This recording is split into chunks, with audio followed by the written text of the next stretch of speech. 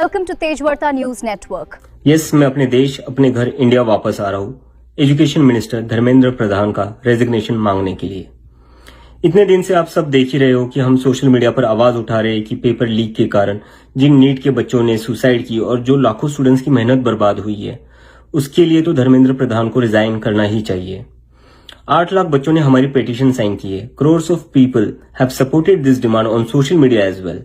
And not just that, देश में कई सारी जगहों पर इसको लेकर प्रोटेस्ट भी तो हो रहे हैं, जैसे लखनऊ, जयपुर, महाराष्ट्र, दिल्ली, लेकिन फिर भी इनको कोई फर्क नहीं पड़ रहा। आज नीट के 22 लाख स्टूडेंट्स, सीबीएसई के 17 लाख स्टूडेंट्स, सीयूईटी के 16 लाख स्टूडेंट्स और एसएससी जीडी के 40 लाख स्टूडेंट्स, ऐसे 1 करोड़ से ज्यादा स्टूडेंट्स हैं जिनकी जिंदगी के साथ मजाक किया गया है सिस्टम द्वारा। इसकी वजह से स्टूडेंट्स बहुत ही ज्यादा एंशियस और परेशान है अपने फ्यूचर को लेकर। किसी को तो इसकी जिम्मेदारी लेनी होगी। इतने बड़े ब्लंडर के बाद भी अगर एजुकेशन मिनिस्टर रिजाइन नहीं करते तो इसका मतलब इस देश में अकाउंटेबिलिटी नाम की कोई चीज बची ही नहीं है। ऐसा लगता है कि सिस्टम जितनी चाहे उतनी गलतियां कर सकता है और उसके लिए कोई कॉन्सिक्वेंसेस है ही नहीं। सारे कॉन्सिक्वेंसेस स्टूडेंट्स के लिए है। ऐसा कब तक चलेगा? इसलिए अब वक्त आ चुका है, हम सबको साथ आना होगा और भारत के संविधान के रास्ते पर चलते हुए पीसफुली अपनी आवाज उठाकर धर्मेंद्र प्रधान के रेजिग्नेशन की डिमांड करनी होगी। अगर हम सब साथ मिलकर आवाज उठाएंगे तो जरूर इनको हमारी बात माननी होगी। मैंने डिसाइड किया है, मैं 6 जून सैटरडे सुबह दिल्ली आऊंगा। आप सब मुझे एयरपोर्ट पर मिलिए। हम सब मिलकर पार्लियामेंट स्ट्रीट पुलिस स्टेशन जाएंगे और वहां पर जंतर मंतर पर एक पीसफुल प्रोटेस्ट करने के लिए परमिशन मांगेंगे।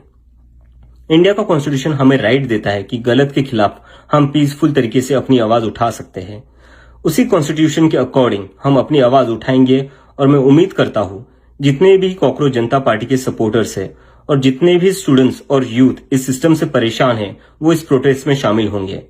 जिसको लगता है धर्मेंद्र प्रधान एजुकेशन मिनिस्टर जो है हमारे, उनको रिजाइन करना चाहिए, वो सभी लोग इस प्रोटेस्ट में शामिल हो जाए।